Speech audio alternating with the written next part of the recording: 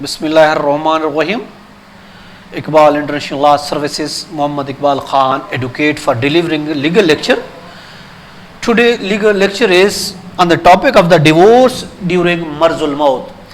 کہ مرزل موت کے دوران اگر ڈیورس ہوتی ہے تو اس کی کیا لیگل حیثیت ہے، یعنی ایسی ڈیورس جو ہسبینڈ اس وقت ڈیورس دیتا ہے جب وہ بستر مرگ پر ہوتا ہے، جو وہ مرنے کے قریب ہوتا ہے.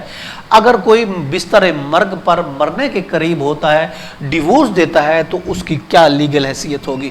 دیکھیں ایسی ڈیورس جو مرز الموت کی اس حالت میں جو بستر مرگ کی صورت میں ہسبینڈ اپنی بیوی کو دیتا ہے، ایسی طلاق کی کوئی اہمیت نہیں ہوتی. ایسی طلاق یوں سمجھی جاتی ہے یہ طلاق فورس میں دی گئی ہے، ایسی طلاق کسی نے اس کو مجبور کیا ہے طلاق دینے کے لیے، یہ سمجھا جائے گا اس کی اپنی مرضی نہیں تھی.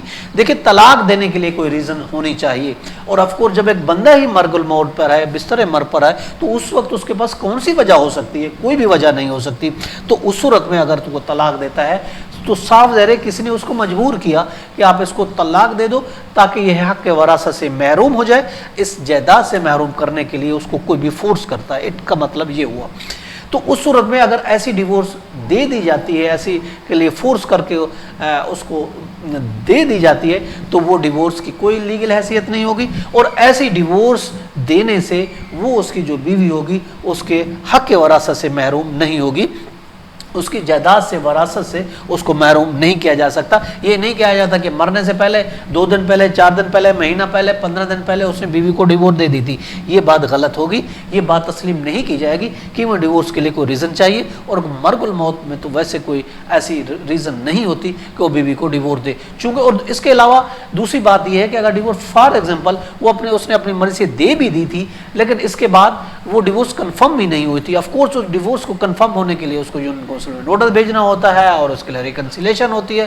اب یہ تصور کیا جاتا ہو سکتا ہے کہ اس نے ڈیورس تو دی تھی مگر چونکہ وہ اس ڈیورس کو وڈرا بھی کر سکتا تھا، وہ یونین کونسل میں جاتا تو اس کے وہ بھی ہو جاتی، اس کی ریکنسیلیشن بھی ہو جاتی، اور ابھی تو نہ اس کی ریکنسیلیشن ہوئی ہے نہ اس کی ڈیورس کنفرم ہوئی ہے. تو اس صورت میں یہ ڈیورس جو ہے یہ اہمیت نہیں رکھتی، اس ڈیورس کی کوئی لیگل حیثیت نہیں ہوتی. آف کورس لیگل ڈیورس ہونے کے لیے کسی لیگل حیثیت کی ضرورت ہونی چاہیے، کوئی وجہ ہونی چاہیے تبھی وہ ڈیورس ہوگی، ادروائز ایسی ڈیورس نہیں ہوگی. اس کے لیے رولنگ بھی ہے 1975 لا نوٹس ہے پیج 606، اس میں بھی یہی کہا گیا ہے کہ ایسی ڈیورس کی کوئی حیثیت نہیں ہوگی جو صرف مرگ و موت بستر پر جو ڈیتھ بیڈ پر دی جائے گی. This was today legal lecture.